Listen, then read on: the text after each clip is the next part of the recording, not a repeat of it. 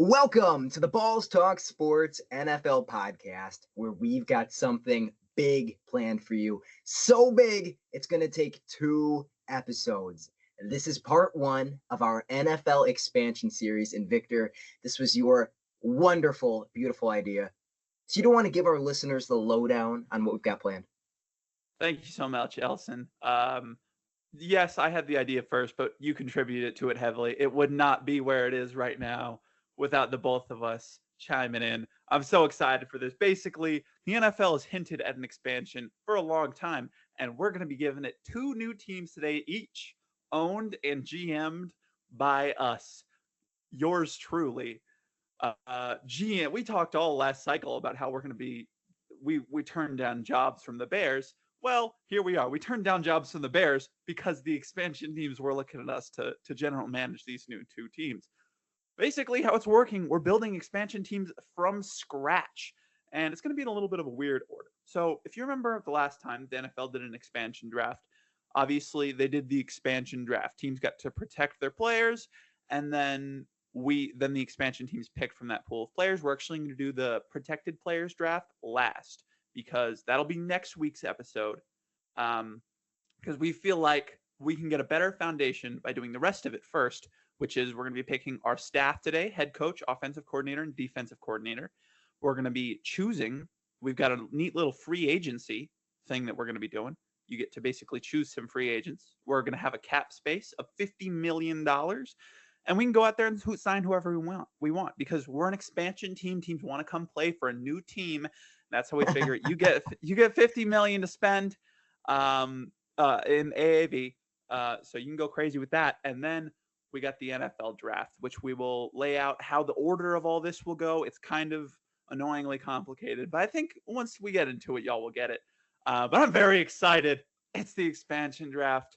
We're going to go into each step as we go in today. But today we're going to be choosing our offensive and defensive coordinators, choosing our head coaches, drafting in the NFL draft, the rookie draft, and going for free agents. And then next week will be the marathon NFL expansion draft. We each I protected 16 players on each AFC team. He protected 16 players on each NFC team.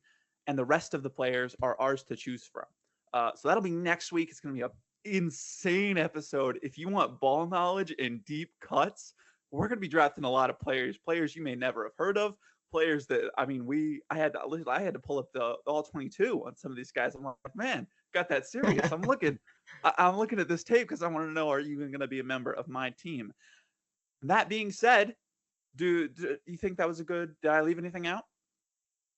I think that's an excellent synopsis of what we're going to be bringing.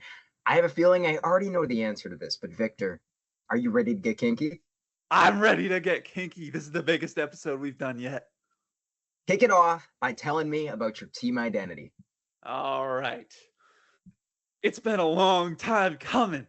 You know what? This state actually, has long wanted a sports team, but then in 2008, they got one with the Oklahoma City Thunder. And guess what? We're coming right back at it with the Oklahoma City Twisters as the NFL's 33rd or 34th NFL team. I'm very excited. I don't have a logo for you yet. Maybe we can create logos and maybe you'll see it up on the screen right now. Maybe I'll do some little graphic design stuff. We might do that later, but I don't have a logo for you right now, so I don't know what it looks like.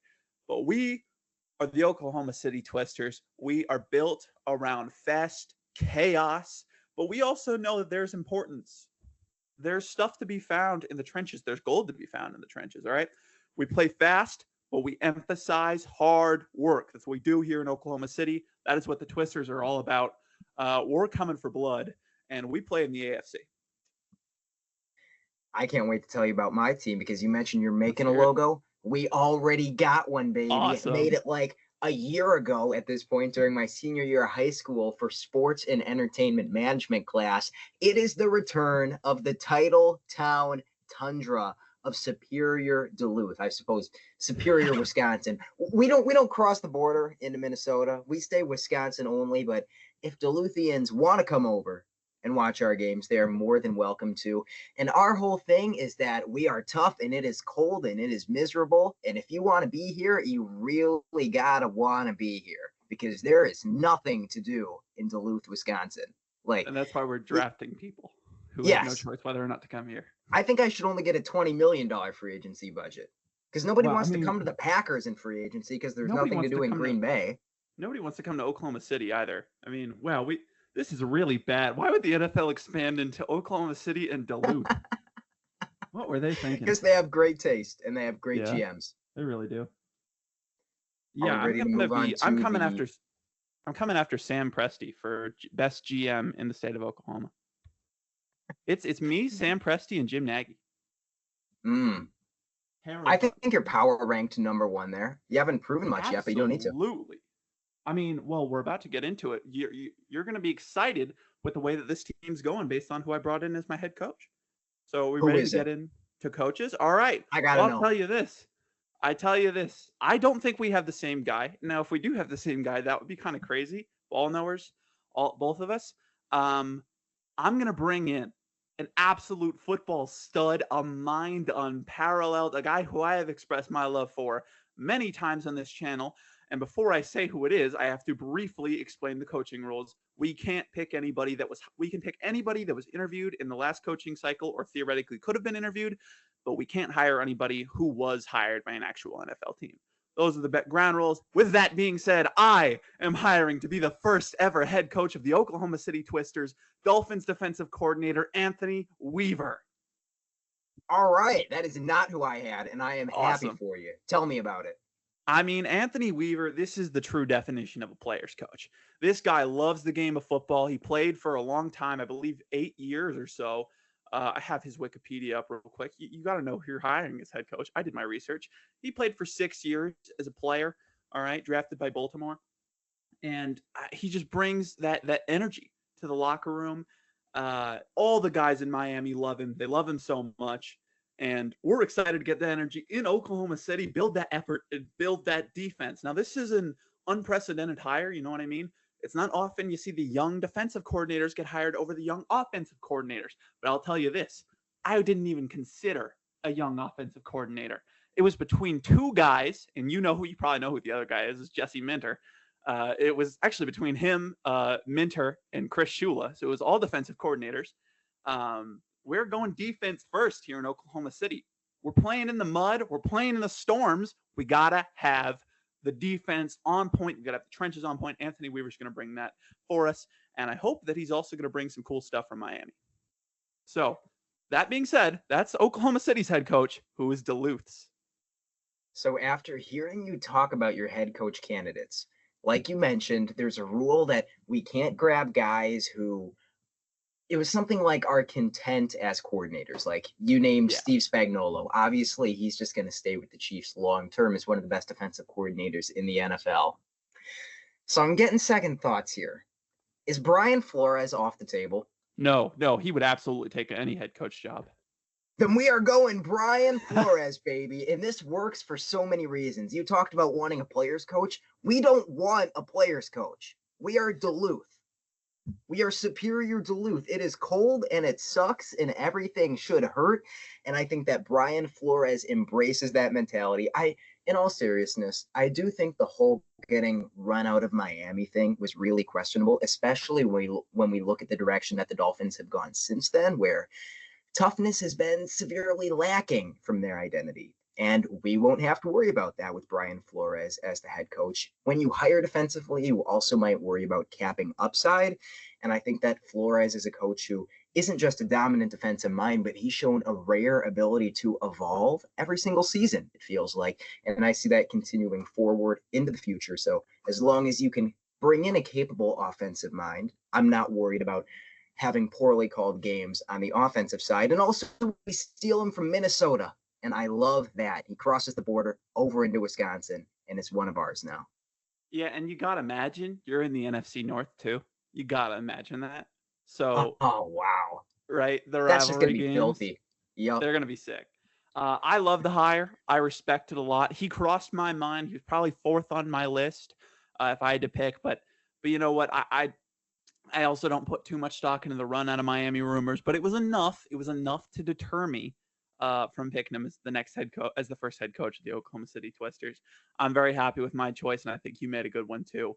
Now I know I kind of sprung this on you before the podcast that we were also doing offensive coordinators and defensive coordinators, so I can go first if you want to do some research, and if you want to put it off till next episode, that's also fine. Hiring your OC and your DC. We're But still interviewing. We're still in the you're hiring still process. interviewing. You should take your time though. You should take your time. You got to find out who's right for the program. You know what I mean? This is a new team. You need to establish your identity. Well, the Oklahoma City Twisters have made their hires. We saw our guys immediately, and we were like, "Yeah, that's our guy." And first off, as offensive coordinator, we're going to bring in Gerard Johnson, the Houston Texans quarterback coach for the last 2 years. He's going to come in. He's going to be the QB whisperer. He's going to help our QB out, whoever that may be. And he's going to come in and call a damn good offense. He played in the league. Well, so he actually played in the NFL very little. He never actually played a snap, but he did play ball for about 8 years. You know, just jumping around from UFL, XFL teams. This guy loves ball. He loves it. He loves it with his passion, with the deepest part of his soul. He's on practice squads, doing whatever he can to stay in the game. The second he leaves the game, he's ready to go out there and coach. He loves this game, and he is ascended, man. I mean, he went from he was a diversity coaching fellowship in San Francisco and Indianapolis in 2017 and 2019. Then he goes as an offensive quality control coach in Indianapolis in 2020 and 2021. Then he becomes the assistant quarterbacks coach in Minnesota before going to Houston to be the quarterbacks coach. And they love him there. He was a serious contender for the new OC in Houston. He doesn't get the job. Instead, he comes and coaches for Oklahoma City as the new OC. Man, you're not lying about this guy's track record. Hartford Colonials, Arizona Rattlers, Montreal Alouettes, and the YCF. Is that you call football? I have no idea. Honestly. Your call football Grit. This man played for the Grit after his Texas A&M career. I'd love to hire. And he's got grit. I think I fixed the microphone. Never mind. Yeah, now we don't have video on this podcast, obviously, but Elsen has been able to see me try to fiddle with this microphone for the last 15 minutes, trying to keep it from falling over continuously, and I have failed. Maybe I just was successful. We'll see. Hear me out. Duct tape on the ceiling. Maybe. We'll have to see how this one goes. But for now, it appears we're good. But I like Gerard Johnson. I think he's a great football mind, and I think he's going to do great things for the state of Oklahoma. We're going to love him, and I would not be surprised if he's the next Sean McVay. He's going to get hired real young, but we don't want you to go anywhere, man. We want you to stick right here and keep playing and keep coaching for Oklahoma City. I mean, you're the one who brought him in. You're the one who discovered that talent after others doubted him. You're keeping him long term. He's not going anywhere. And you know, this is a true guy. He could have left somewhere to be made a slightly better lateral move last year after CJ Stroud's big success. Maybe even tried to become an OC. Yeah, he probably could have seriously went harder for the interviews, but he declined some interviews this year. You know what I mean? He's truly loyal, and we love that.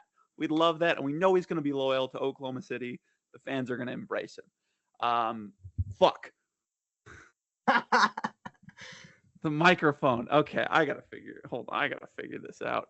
Gerard Johnson is going to be there all 15 years of Tyler Shuck's glorious Twisters career. Tyler Shuck. I figured that's your number one overall pick. I said I was going to try to rival Sam Presti and Jim Nagy, and you think I'm going to do that with Tyler Shuck? I'm not Kellen Moore. Okay. Are you thinking swing bigger or swing smaller? You know what we're going to do? I think we're just going to hold it like this. That's good. All right. Love it. We're going to take a big swing, man. This team, I'm going to lay out my strat. Well, you know what? I'm drafting against you. I'm not going to lay out my strategy quite yet. All right. Bring it on. I'm not going to lay out my strategy quite yet. What I will do is I'll tell you my defensive coordinator, though. This one was really tough. I got it down to 2. And it took me 10, 15 minutes to decide, which that doesn't sound like a long time. But for a fake football team, that is quite a bit of time. I have a job, despite what some people might think. I do have a job. Um, so I got it down between two Dolphins assistant coaches, Anthony Weaver. I'm sure he loves them both. He wants to bring one of them over. I gave him permission to bring anybody on the Dolphins defensive staff. I trust him. He's my guy. He wants to bring over one of these guys.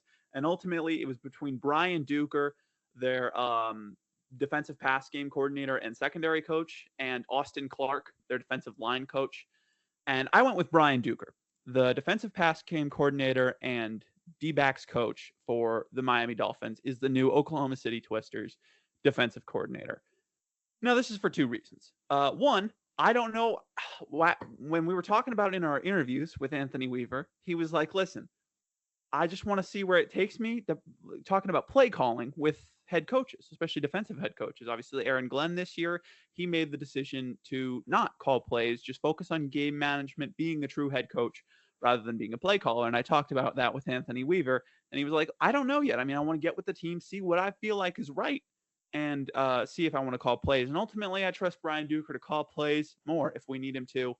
As that defensive pass game coordinator, he's more experienced with it. And Anthony Weaver obviously comes from, he's a he was the run game coordinator for Miami a couple of years ago, and he was the D-line and outside linebackers coach for a long time. He's a D-line guy. It's good to get a DB guy in there, somebody to coach up the DBs as well.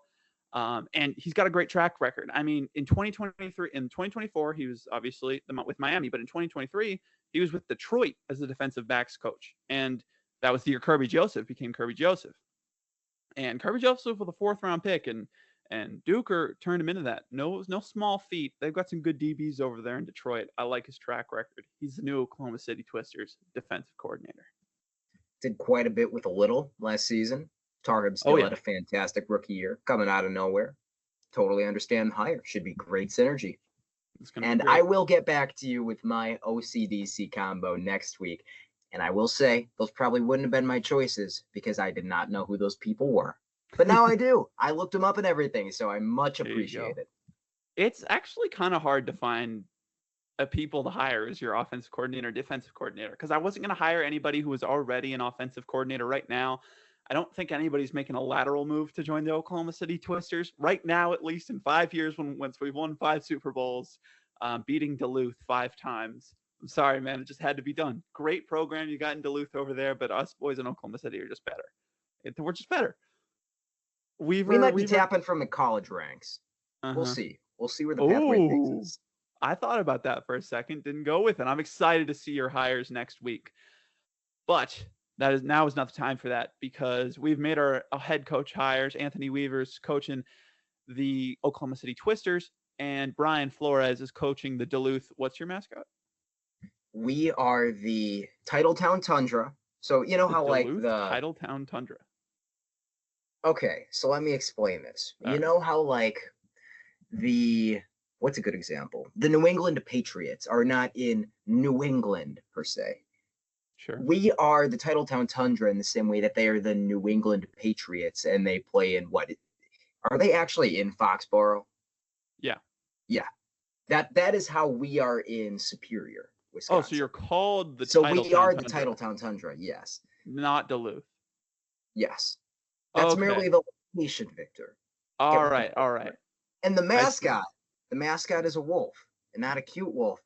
A very scary, gnarly looking. That's not actually what the mascot looks like. It's like some clip art I made in Canva, again, for a project in 12th grade. But maybe that's why we won 5 Super Bowls against you, because the Twister just annihilates the wolf every time. Like it's a very... Why isn't TU more successful then? Because a golden hurricane kills everything. Wait until this year, all right? Just wait. We'll be good this year, okay? Trust. Anyway, we've got our head coaches. The Titletown Tundra are bringing in Brian Flores to coach their team, freeze his ass off. Now, we're going to the NFL draft. We just spent months covering this, and we are going to get to draft some guys ourselves. This is where GMs really get to shine. And we're here to give our head coaches some young talent to work with, really build the core of our roster. And then this way we can base our free agency signings and we can base our expansion draft picks off of the young core that we're building in the draft. So Elson, do you want to tell them how this is going to work? I know that a coin is flipped, and I have the coin Yes. ready on Google, but I would Amazing. appreciate it if you would tell our listeners what the coin flip signifies, because I'm All having a right. hard time remembering. That's fine. So we are going to flip a coin. Basically, how I'm just going to explain how the NFL draft and the free agent draft is going to work. So the NFL draft is going to work in this way. So let's say, for example, I get the number 1 overall pick. I pick number 1. Elson's going to pick number 2. Then we're going to go back to the top of the second round. But since there are 34 teams now, Elsen will be picking 35 and I'll be picking 36. So in a snake order kind of thing based on our picks at the top of the rounds. And it will just be acting as a normal NFL draft, except with 2 picks added into each round, so that instead of it being 257 picks in the NFL draft, it's 271 picks now, and that'll affect the picks. I'll tell you which pick we're picking at, and basically, if I'm picking at pick 35, I get my choice of anybody who was there in the NFL draft at pick 35, and that'll be how it goes. So, and how the free agency draft will work is, say I'm picking, I get to pick my free agent the first. Elson will get to hit the second free agent and the third free agent. Then I will get to pick the fourth. He'll get to pick the fifth. I'll get to pick the sixth, and there on out. Just to make it kind of fair, so the person picking number 1 doesn't just get a whole bunch of power. Like they just don't. They just get a lot better of a class. And we'll just pick until we've each used up $50 million worth of average salary per year. So once we've spent our $50 million in cap room, that'll be the draft. And the coin flip means you get to choose wherever you pick in either the free agency draft or the NFL draft. So if I win the coin flip, I can say I want to pick first in the NFL draft. I can say I want to pick first in the free agency draft, or I want to pick second and third in the free agency draft. Hopefully that made sense. I get that it did. It might not have. But once we get into it, I think it'll be pretty self-explanatory. So let's flip the coin and see who gets to pick wherever they want to. Heads or tails, your call. You know, we go tails never fails in Oklahoma City. Damn, it's the one I wanted. Tails never fails. It's all yours. Yes. Okay. Oklahoma City gets to choose, and I think this is a really easy decision. I'm gonna pick number 1 overall in the NFL draft. I want the number 1 pick. Which means it's up to you. Do you want number 1 and number 4, or number 2 and number 3 in the free agency draft? And so is this the roster looting version of the free agency draft? Like, is this the stealing for the next episode, or is this like picking our AAV free agents? Oh, this is the AAV free agents. Okay. I think I want 2 and 3. You want 2 and 3? That's fair. I think I would have done that as well. The episode next week will be decided. It will be 1, 2, 1. It'll be in the same order as the AAV free agents draft. But not necessarily the same order. We'll flip a coin again there to see who gets what. Sounds good. Keep the drama up. Exactly. Got to get the coin flips going. But so I'm picking first in both the free agent and the NFL draft. And in the NFL draft, this is a tough decision because I'm in a similar situation that the Titans were all offseason. And we talked about it the entire time. You don't have a quarterback, but there's a generational player in Travis Hunter available. What do you do? Well, that's my biggest issue throughout this entire process when we've been protecting players and figuring out, okay, what do I want to do? How am I going to draft? Who are the players available? Every position, there was somebody I felt really good about that I could turn into a star, especially on defense. Anthony Weaver, I know I'm going to be fine. But there's nobody at the quarterback position, man. There's nobody available. And since I don't want to spend $33 million on Sam Darnold, with the first overall pick in the NFL draft, the Oklahoma City Twisters select Cam Ward, Miami. All right. I completely understand the process. And I knew if I was picking number 1, I was going to have to weigh it the same way myself. You know what? I don't think I hate the 2 and 3 turnaround so much at all. Because with my first pick in the draft, this is number 2 overall, we are going to take Will Campbell to play tackle. Wait, hold on. What? Yep. You know you don't get number 3, right? You're getting 35. Oh, duh. We're still taking Will Campbell. Really? Okay, so let me explain. So Travis Hunter. Travis, I would have picked you number 2. not going to be the correct fit for us. We've already seen the clips of him dancing around, refusing to stop dancing around even. That's not going to cut it for the Titletown Tundra. Talks about wanting to play both sides of the ball. Yeah, he's going to be playing both. He's going to be doing kick coverage and punt coverage for us. I don't feel like that's where the value's at. To be a little more serious, if this was like truly the most realistic exercise, would I quit the gimmicks and go with Travis Hunter? Yes. However, I think offensive tackles are going to get extremely scarce here. So I do want to show the value of trenches. I'm trying to sort of preemptively put together a decent offensive line. I have some offensive line sleepers in my free agents ready to pick later. But yep, lock it in, baby. Will Campbell, number 2. I feel a lot better about my selection. I can believe it. The Titans still get Travis Hunter now. They get Travis Hunter if they wanted to. Wow. So Will Campbell, a shocking draft pick. Draft night already getting crazy. They go with the tackle, and honestly, I get it. When you look at the available tackles in the free agent AAV pool and the overall expansion draft pool, I'm sure you have, it's not good. There's nobody. Awful. It's terrible. So there's one guy that I have my eye on who I think is going to go in the top 5 picks. I'm going to see in the expansion draft. We'll see if I can get him. But if I don't get him, the tackle room is going to be really bad. So I completely get it. Travis Hunter, you know how I feel about him. I know you were a little bit low. Not you weren't low. You lower on him. It was just more I was higher on him than most people. So it makes sense though. Will Campbell's a damn good football player. I love it. All right, you're up with pick 35. There are a couple strong options I could go with here. I think edge rusher is also going to be a pretty scarce position throughout. You're either going to have to pay up big time and really handicap yourself later in free agency, or you're just going to have to struggle for true replacement level starters. And that's why I'm going to go with Donovan Ezaraku. I think that pass rush does a lot to set the baseline for your team.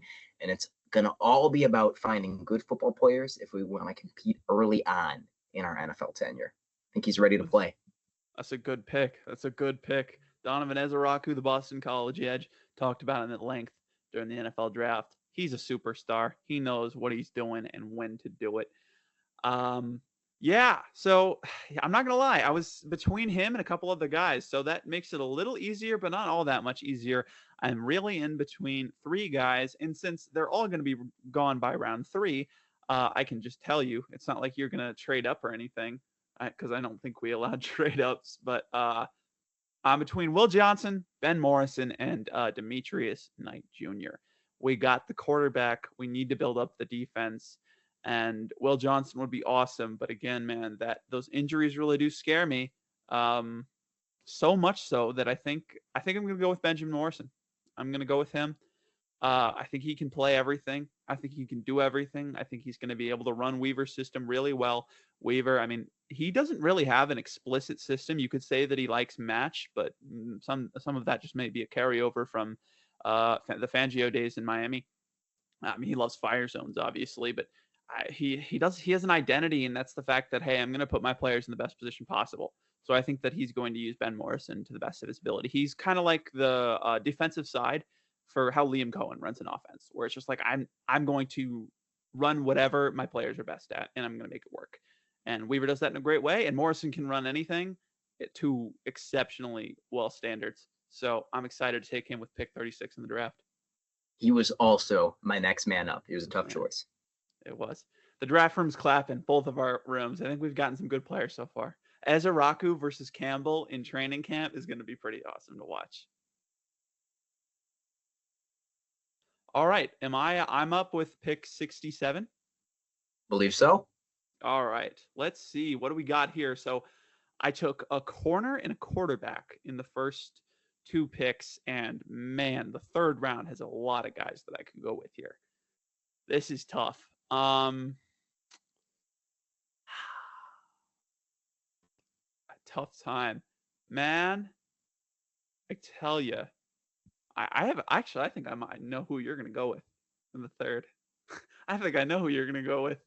I'm weighing it in my head right now. Yeah, no, do it. I mean, honestly, if I hadn't taken Cam Ward, I would steal him from you. That thought crossed my mind, but I was considering doing it in the 2nd round if you got Cam Ward in the 1st. Oh man, Yeah, I'm gonna 2 QB system. Yeah, this is tough. I know who you're considering, but I'd love to go with Jordan Birch. I'd love to go with Caleb Johnson, Jamari Caldwell, Josiah Stewart.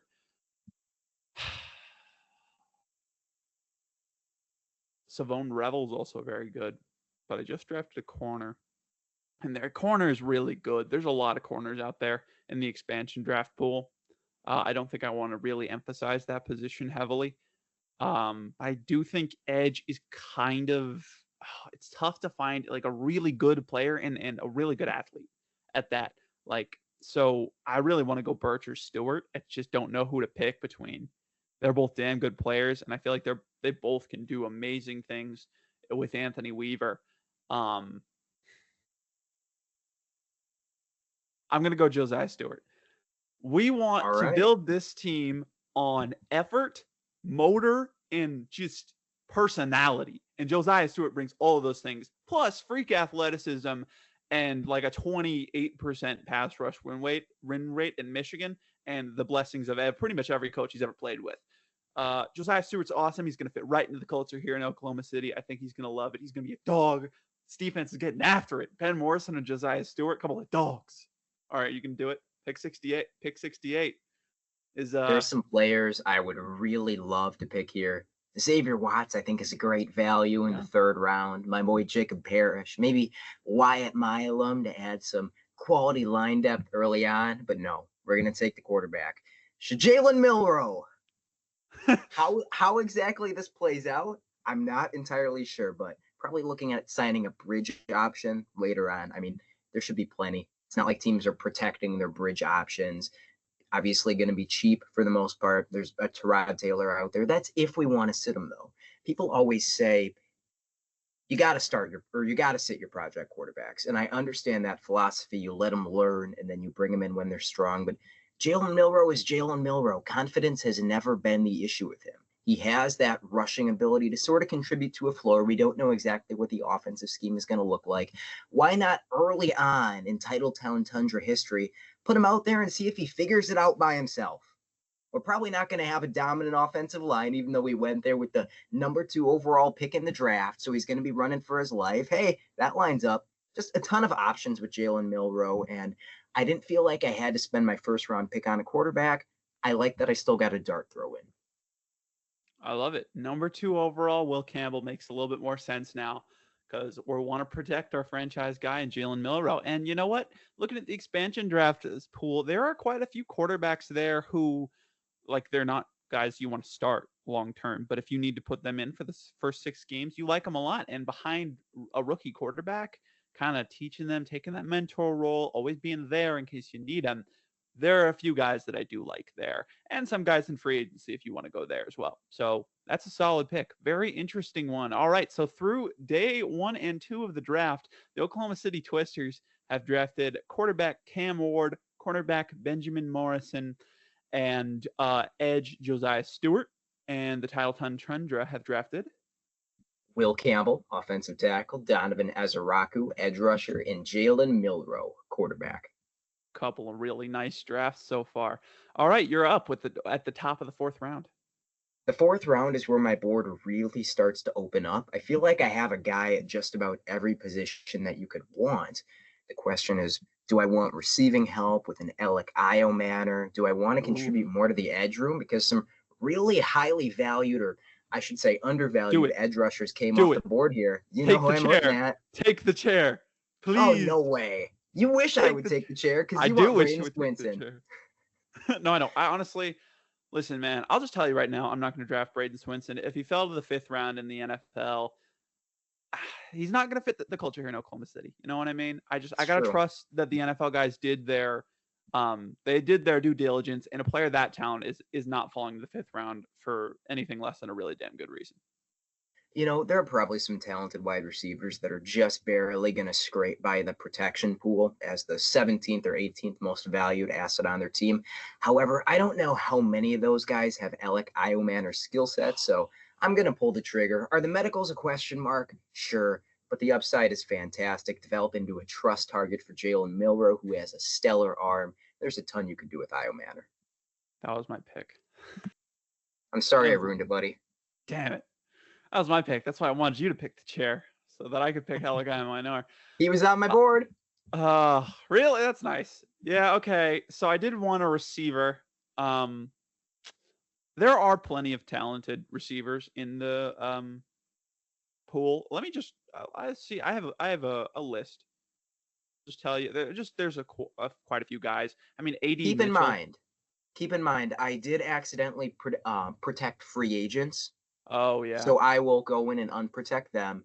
And that should that'll Take tighten away. up the pool a little bit. But I Yeah. don't think it'll be terrible because there But weren't that many. on my side, AD Mitchell, the Colts receiver, he didn't get protected. Um, Parker Washington, Jags receiver, he's there, he's good.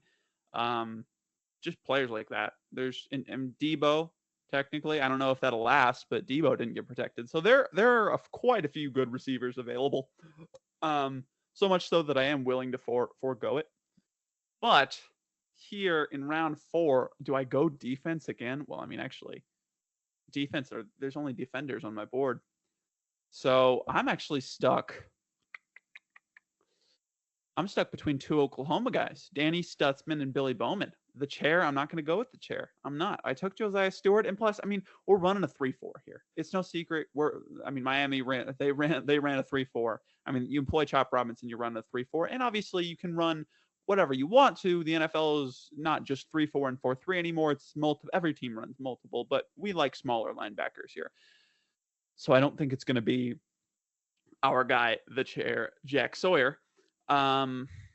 Instead, I think that we're going to get a chess piece for Brian Duker to work with. Give me Billy Bowman, the Oklahoma safety.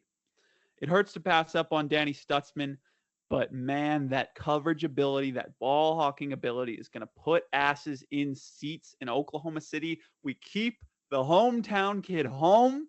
We bring him to the Twisters, and we can expect a few interceptions. And man, I mean, you saw he's not too dissimilar from Kirby Joseph coming out of Illinois. I mean, you remember Kirby Joseph coming out of Illinois. He couldn't tackle to save his life. But now, I mean, he's a fine tackler with some of the best ball skills in the league and great coverage skills. He could absolutely, and Bowman's a better athlete than Kirby Joseph is. So Kirby Joseph is bigger, of course. I'm not going to compare the two, but Bowman could turn into that caliber of player, or at least close to that.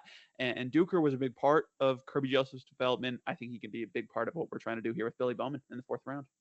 If you're going to compete in this league, especially when your teams are going to be as rough as ours are when all is said and done, you need those turnovers. Ball hawks are going to be in short supply. Strong pick. But we're going to have to drill into him the proper tackling technique in rookie minicamp.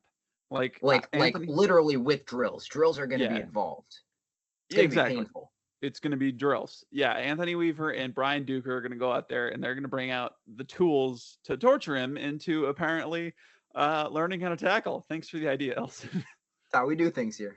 Yeah, absolutely. All right, so I'm up at the top of the 5th round. I'm feeling good, but I definitely want to look on the offensive side of the ball, and this is tough because a lot of the guys that I loved in this draft, they fell the 5th round.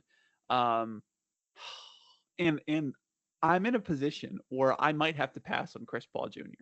I was going to tell you to take your boy. Just do it. Like I know my defense is going to be absolutely nuts, but I'm not going to have anybody on the offensive side of the football. Oh God, but I think I have to. He's the highest graded player on my board. If I'm not going to go with him, it would be Torrey Horton or Marcus Bowe. And with how Gerard Johnson's going to want to run things, we're definitely going to be running quite a bit of zone. So Bowe would be a fit, but I think I have to stick to my roots. I think I have to stick to my player evaluations, and we got to keep building up these defenses. Listen, man, we know Billy Bowman can't tackle, so we got a guy who can tackle for 2 defenders, and that's Chris Paul Jr. Let's bring him in. Ole Miss product coming to Oklahoma. Chris Paul was high on my board. I don't think that's where I would have gone. I probably would have taken a Dorian Strong or something like that over him. Oh, he's on my board too. He would have been tough for me to pass on even. Yeah, now, where do I want to go here? My heart is telling me Oronde Gadsden because I think adding the big slot playmaker into that offense would be sick, and I love me some Oronde Gadsden. However, the blue-collar side of me, the part of me that tells me I need to build from the trenches, and that if an NFL team actually was going to expand, having adequate trench play would be one of the top priorities.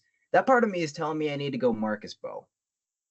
And I think that's what I'm going to do because we're going to be able to find offensive linemen that can play on day one. Like I think Marcus Bowe, who really needs to upgrade the play strength, even in the zone system, can. However, they're going to be 28, 29 years old. And there's a huge difference between a guy who can get better into the future and potentially be a franchise cornerstone or at least a strong link on your offensive line and a guy who's going to be off your team 2 years from now. So that's where I'm going to go. That's definitely a good pick. He was next up on my board.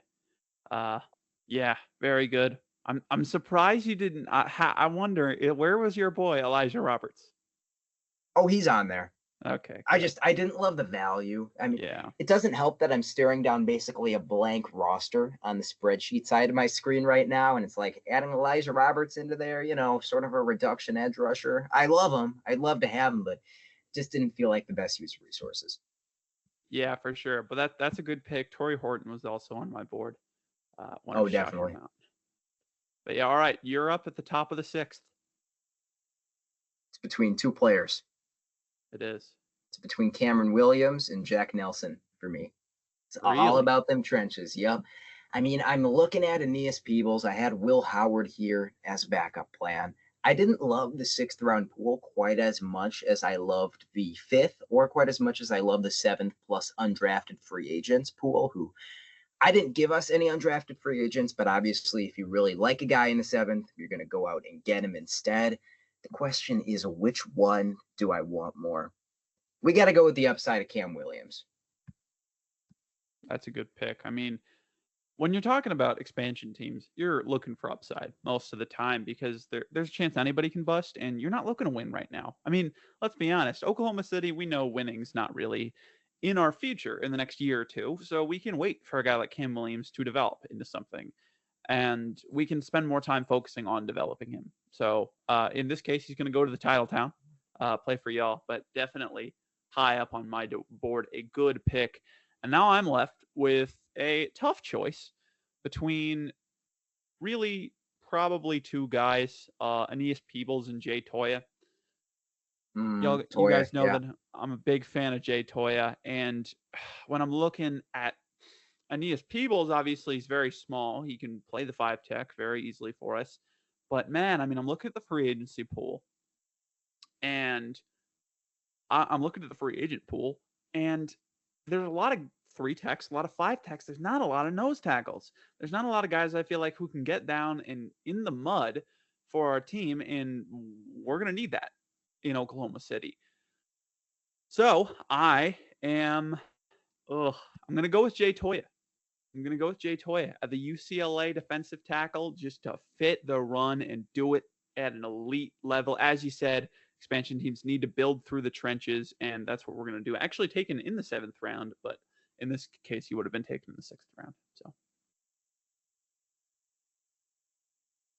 and then this is your final pick, right? In the 7th round. This is the final pick. Yes, 7th round. So we're at the top of the 7th now, and this is tough. There's not a lot of guys in the 7th that just scream value to you. That's why you look at the UDFA's. Yeah, I know. That's what I'm thinking about. I'm trying to think about what UDFAs do I want, because my highest graded UDFA is just not a scheme fit. Holland Pierce, he's just not a scheme fit. True. Yep. You know what I mean? I kinda. All right, I think I'm gonna go with Brandon Crenshaw Dixon, the tackle out of Florida. I think, again, it's a position of need. Tackle is not going to be good. He can start day one for us, and he can run. We know he can run the zone blocking scheme. He's going to bring, I'm planning on drafting youth a lot. Bring a youth movement. He's a great leader already at Florida. He can bring that leadership to the Twisters and be a leader of men on the offensive line at only 24 years of age. That's good. And be able to put quality reps out for us. I'm excited to have him on the team. That finishes out my draft. Now, with my Mr. Relevant pick, I only have 4 names written down. The first one is Dan Jackson. You've heard me talk about Dan Jackson. I would be drafting him for special teams. Just a little side tangent. I know that you've watched Dan Jackson because of one of the safeties in this year's class that we're watching for summer scouting that you have told me that you watched, and they are eerily similar. Yeah. Except the safety I'm thinking of is actually good in coverage. So that's going to be a ton of fun to break down. You maybe know who I'm talking about, a guy who has let's list off the similarities and see how long until you get it. High level of competition. He's in this year's draft. He This will past be. year. Oh, Oh, he no. will be. We And watched you him for know I've summer watched scouting. him. Yep, you've told me you have, I believe. I'm like 99% sure. On Georgia? High level of competition is all I'll say.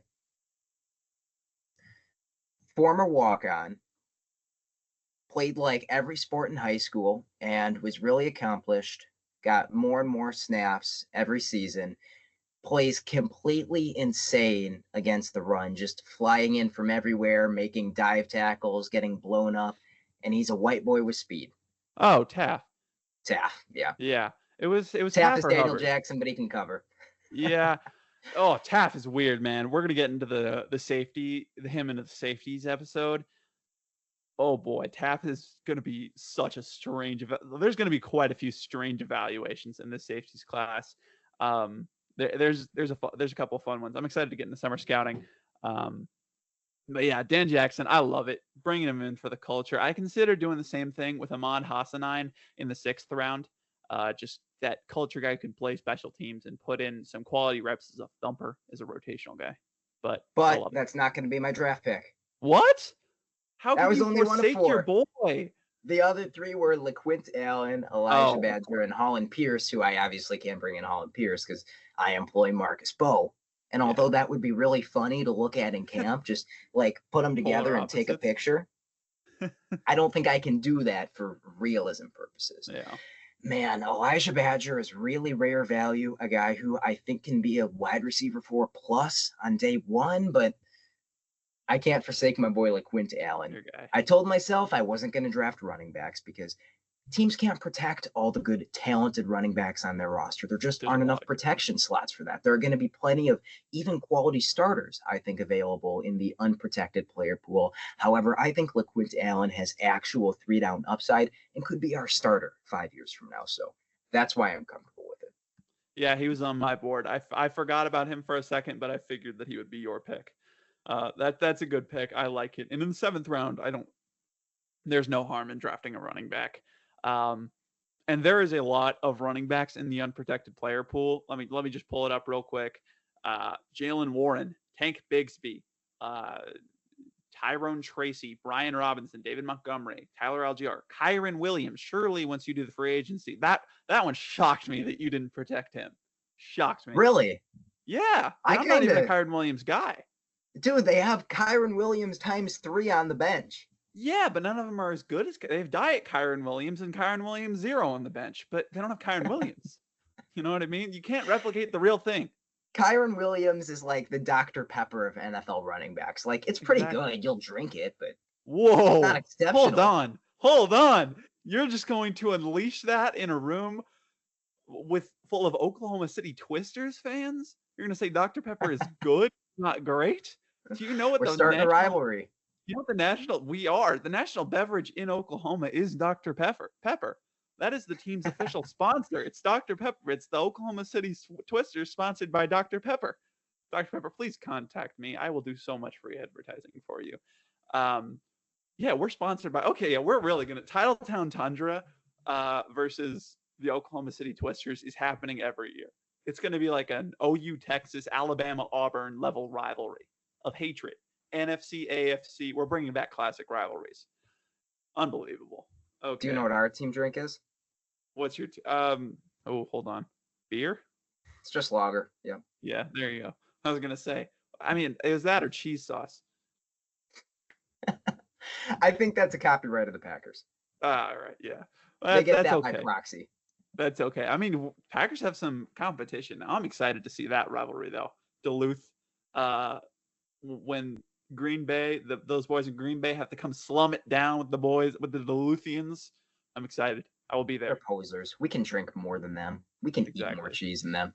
Exactly. And I think, well, another team in a different conference, I want to go out there and kill Dallas.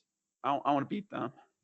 You know what I mean? We don't like Texas and Oklahoma. We don't like Texas. And Dallas is Texas. Maybe we'll play Houston too. So you're in the NFC North. What conference would the Twisters be in the AFC? Ooh. Would it be the Are we South? starting the AFC Central? Because they don't feel like they don't feel like a South team at all. The West? Ugh. Because they're right by Kansas City's closest team Ah. to Oklahoma. Kansas City is the closest team to Oklahoma. I can dig West. I think I like West better than South. The South is like its Yeah. own little pool of misery. It's its own thing. Yeah. And it's obviously not the North, and it's obviously not the East. So it's between the. I think if we had to put them in a division, it would probably be the West.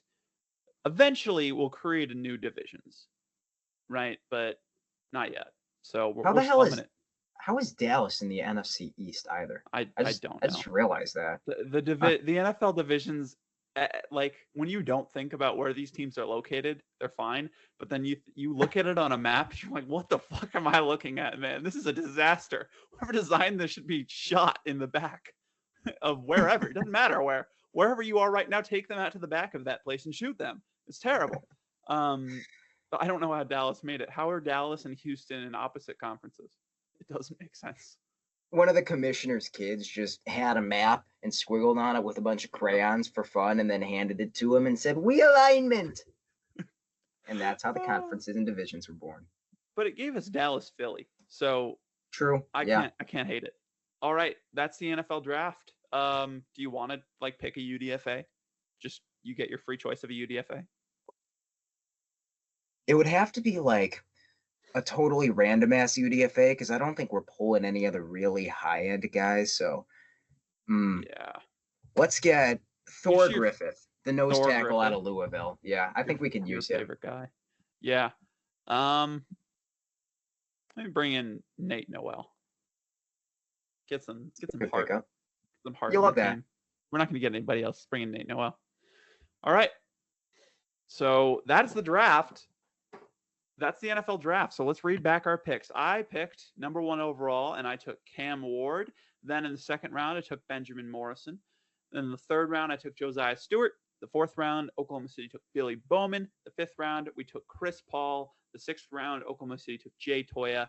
Brandon Crenshaw Dixon joined the Twisters in the seventh round. And in undrafted free agency, we picked up the Missouri running back, Nate Noel. And we went Will Campbell in the first, and then Donovan Azaraku, Jalen Milroe, Alec Iomanner, Marcus Bowe, Cam Williams, and rounded things out with LaQuint Allen. Nice. Very nice drafts from the both of us, gotta say. We killed it. Well, we always kill it. That was expected. Now free agency?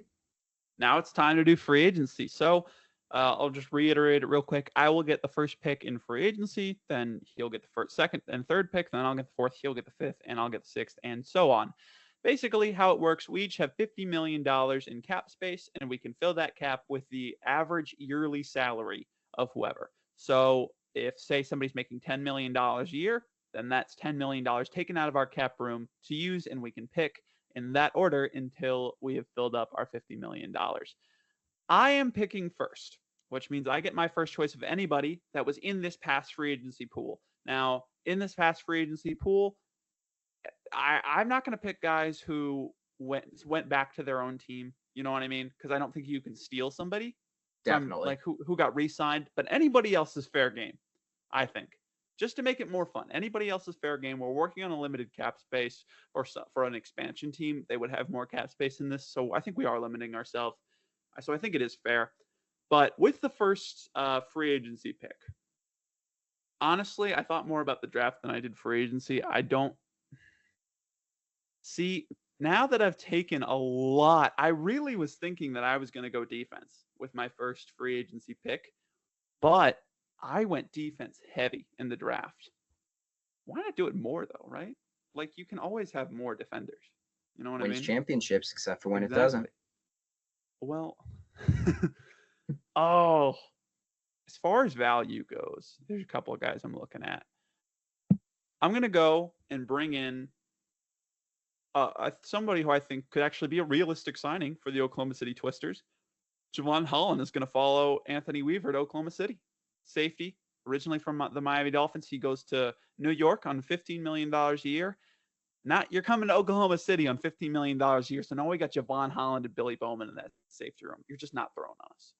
He can be the lifeblood of that defense. I mean, that's a borderline superstar you just added in as an expansion team. That's huge. Now, I get the next 2 free agency picks. And I'm definitely going defense because right now I only have 1 drafted defensive player.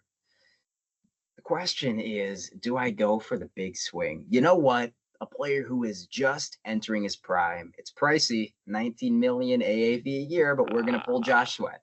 Yeah, it's a good pick. We're going to have a pass rush in year 1. And we're also going to have at least a competent run defense. God, we're going to have to get so cheap at this, but we'll do what we have to do. Poona Ford, a guy who can get after the QB a little bit, but also going to be able to do some 2-gap work. If you want to use him as a 3-tech, he's going to be an alpha run defender from that alignment. A little older, but I think we can bring him back long term. We'll sign him to a good deal. We'll get that done, and that's $9 million a year. So I'm left with $22 million left to spend. I knew you were going to pick Poona Ford. That's why I wanted to be 2 and 3 because I didn't think you were going to pick him first. Why wouldn't you think that? He's my guy. Because I don't know. I thought that you might pick him first overall. That's why I was concerned about that. I thought that you would pick Javon Holland if you had the first pick. I thought he was going to go first no matter what. But I wanted Poona. I wanted to steal him from you. All right, I'm up with the 4th and 5th, and then we'll just go. Or wait, no. Am I up with 4, then you're up with 5? I don't remember how it works. Yes. Yep. That's how we arranged it. All right. So I'm up with 4, and it's just back and forth from here on out. I could go with another guy that's really interesting, but it'd be kind of putting a tightening on my cap space if I went with him. I could go with somebody else, but I think the other guys that I'm looking at, I don't think you're targeting, except for one guy. All right. It's between 2 for me.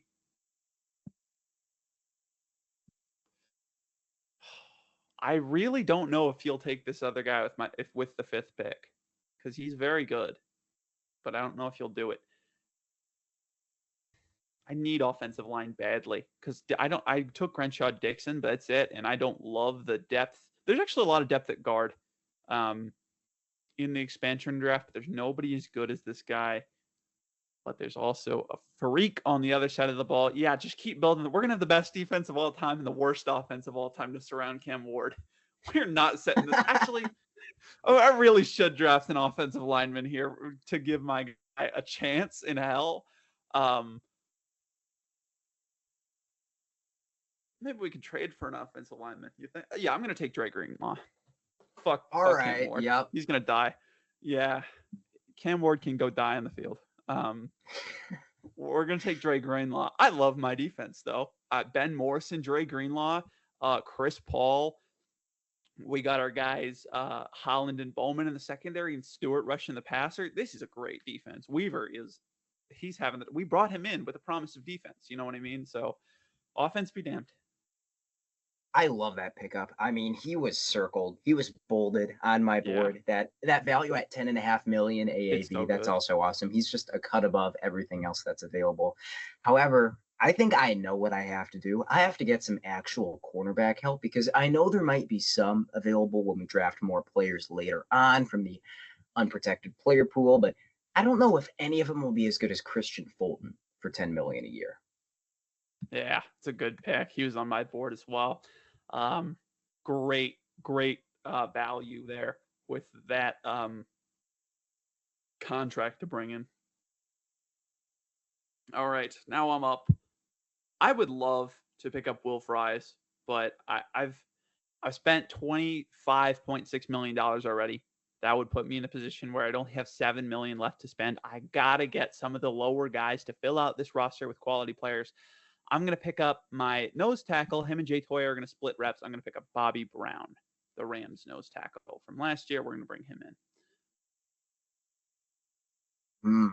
Now it's pretty much all value options on my end. I only have $12 million left to spend. We have been huge spenders so far. There's a player I'm eyeing that it feels like it would be embarrassing to go with this early on, but I haven't brought in anybody at his position. Oh, man. It's got to all be values from here on out. I'm going to grab Juan Thornhill to play safety for us. Whoa. for $3 million a year. Do you think I was going to take him? No, just need him. I mean, Yeah, like, fair enough. genuinely, it's all $2 and $3 million Yeah. AAV guys on my board from here on out. So might as well start picking them up. There are a couple big spenders that I would love to get, but with that $7 million, I'm at 32.6. I can't even get Carlton Davis anymore. If I wanted to. All right, yeah, I probably should just stick with $3 million guys.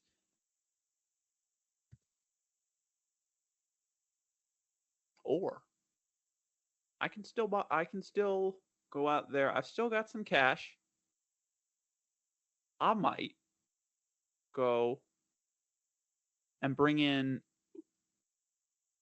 Yeah, I'm gonna bring in Draymond Jones for $8.5 million a year. Build up that interior defensive line. Again, we're just not drafting offense. We're not gonna play offense this year, guys. You've given up on that phase. Yeah, no, I mean, if it was going to happen, we're going to have to go heavy in the offense in the expansion draft. But no, Draymond Jones, now I think we got Jay Toya, Bobby Brown to defend the run, and Draymond Jones can just be a pass rusher. From that 3, he can play 3 or 5 tech anywhere on the line, and he can defend the run. So I like that. It's a solid value. And just continue to build up that interior. It's going to be all really gritty, ugly picks from here on out, isn't it? Yeah. I think I maybe have my slate of players I want to bring in lined up. I'm going to go with Tevin Jenkins for $3 million a year. Sorry. That's my next pick. I probably should have picked him over Juan Thornhill just for safety purposes, but we don't do logic here.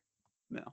Yeah, that's a fantastic pick. I mean, the Browns got him at a discount because of the injuries. And yeah, the injuries are a big concern, but with an expansion team, the upside's a lot bigger than most of these $3 million guys. And that's the thing. This expansion draft pool, there are so many great depth options. Like, there are so many average to below average starters that, like, I don't need to go for a guy in my free agency draft. I want to go for someone with a ceiling, somebody who I think can actually return a big value for me in the expansion draft. And that's Tevin Jenkins. That's a wonderful pick from you. So now I'm at $41 million spent, I believe. Doing some quick math. Yeah, I'm at $41 million spent. I've got $9 million left. And I think I'm going to spend $2.5 million of it on Elijah Moore. Just, again, a guy who I know has talent at the position of wide receiver, a body for Cam Ward to throw the football to. He's done it before. He's been a capable receiver.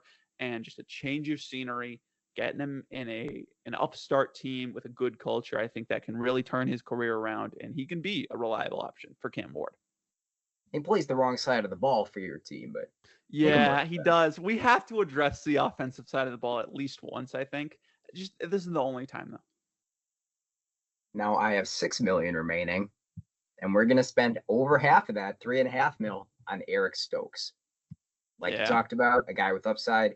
He's not going to stay healthy, and when he's out there, he's not anything special, but he's at least adequate. He should, if everything goes well in camp, probably start the season for us and give us replacement level play. Maybe, just maybe, he can stay healthy and take a step up going forward.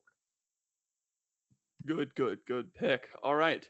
I've got $6.5 million left to spend, and I got to decide who to spend it on. Now. Ooh, this is tough. I could go out there and get Coleman Shelton and just spend all of it. I don't know if I want to do that, though, because there is a guy that I'm eyeing at edge. I might know who that is. Maybe. I won't take him. I don't have the cash to take him. I've talked about him quite a bit, so you might know who it is. Take your guess. Azeez Ojulari? No. Kayvon Chason is who I'm eyeing. Ah, sure. But, that's tough. All right, I'm going to go Kayvon Chason. Just bring him in. Get another body in the edge room. He played so well at the end of last year. He's got so much upside. He could legitimately be a starter.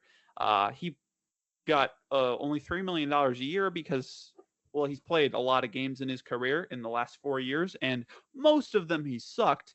But the last 6, were really good, and that's why I'm willing to take a flyer. Speaking of former busts, I am going to cash out and spend my remaining $2.5 million AAV on Dylan Radins, who at least showed Nice. some flashes with the Titans. Yeah, that's a solid pick. He always did show flashes, didn't he? Never enough, but he did show flashes. So now I've got $3.5 million remaining, and I'm gonna spend $2 million of it on Lucas Patrick. And He I gotta went, find. no way, $2 million for Lucas Patrick? Yeah. Wow. I didn't I even know. notice him when I was going through. That is insanely cheap. I don't know how. I mean, he's older, but yeah, he went for $2 million. That'll do. Absolutely, that'll do. I have $1.5 million left to spend. Find somebody for the minimum, basically. Oh, didn't know he was there. Just look. Sorted by low spending. All right, let's see what we got here. Anybody that jumps off the page? Get Bailey Zappi in the building. Just get a special teamer. Get the best Yeah. special teamer there. That's the thing, though. There's not many great special teamers even for less than $1.5 million. I'm scrolling with you. Yeah. Man. Stone Forsythe? Oh, yeah. Talk about busts. Well, he wasn't he was a 7th-round pick, but I mean, if you ask Brett Coleman, he was going to be the greatest tackle of all time. For the record, 7th-round pick, how he played. You could do worse. Oh, yeah, 100%. He probably outplayed that. The average 7th-round pick is out of the league in a year, or 2 years. Oh, I'd go for Johnny Hecker, get a punter. Isaiah Simmons and get a guy who can run fast. Yeah, not a bust, obviously. Ooh, you know who's a good value for $1 million? Well, $1 million, 350,000. Stone Smart. Yeah. Get him in the building. That'd be solid. I think I might actually go a different way. I'm gonna bring in Richie Grant. Oh well, actually, I take it back. Jack Sanborn. Sorry, oh Richie. my gosh, Sanborn. How much did he go for? 1.5. I don't know what's wrong with the world. Yeah, I don't know, but we're gonna get him for absurdly cheap. That's great. I know, it's great. I love it. So I feel good about that. I feel good about my free agency haul. We really filled out. We filled out the defense. We didn't necessarily fill out the offense, but it's good enough, honestly. How many offensive players do you have on the roster right now? That's a good question. Let's see. I mean, I have Cam Ward. I have Elijah Moore.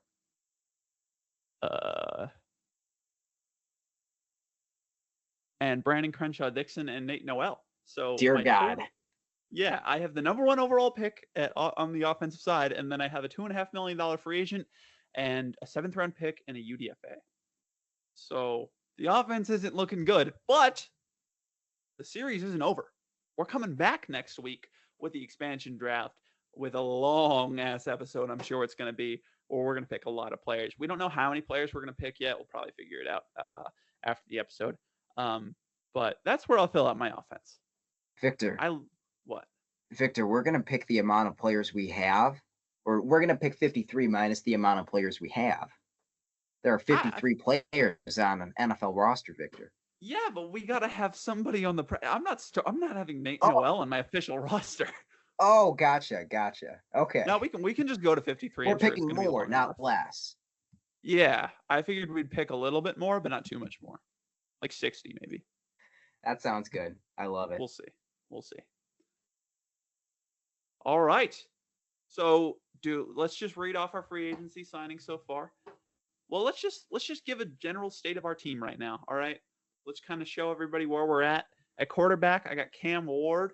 Running back, I got Nate Noel. Receiver, I got Elijah Moore. Nobody else. I have Brandon Crenshaw Dixon is the only lineman I employ. The only offensive lineman that is employed by the team. Draymond Jones, Bobby Brown, and Jay Toya are all playing on the interior, while Calebon Chason and Josiah Stewart are my edges. I got Dre Greenlaw and Jack Sanborn as my linebackers. Oh, I have Lucas Patrick on the interior, on the offense as well. I forgot about him. I have Ben Morrison at corner and Javon Holland and Billy Bowman at safety. Much better defense than offense. We can agree on that. And then for the Titletown Tundra, Jalen Milroe is throwing the football, or, more like running the football. LaQuint Allen is running and catching the football when Jalen Milroe does throw it. Alec Iomanner is our only pass catcher, so we have work to do there. We do have a starting offensive line. Will Campbell and Cam Williams. It's kind of funny. Will Cam and Cam Will are going to be the bookend tackle duo. We love that. Then Tevin Jenkins, Dylan Radins, and Marcus Bowe making up the interior. A defensive line of Josh Sweat, Donovan Ezeraku, Puna Ford, and Thor Griffith. And then a defensive back room of Christian Fulton, Eric Stokes, and Juan Thornhill. Not terrible, but a lot of work left to do.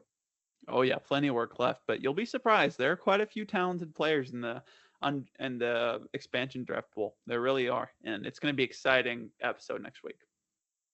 This was a lot of fun. I'm really stoked. Oh yeah, I think it's gonna be great. The birth of two legendary NFL franchises happened today: the Titletown Tundra and the Oklahoma City Twisters. We got anything else before we get out of here and leave the people hanging in suspense? I think that's it.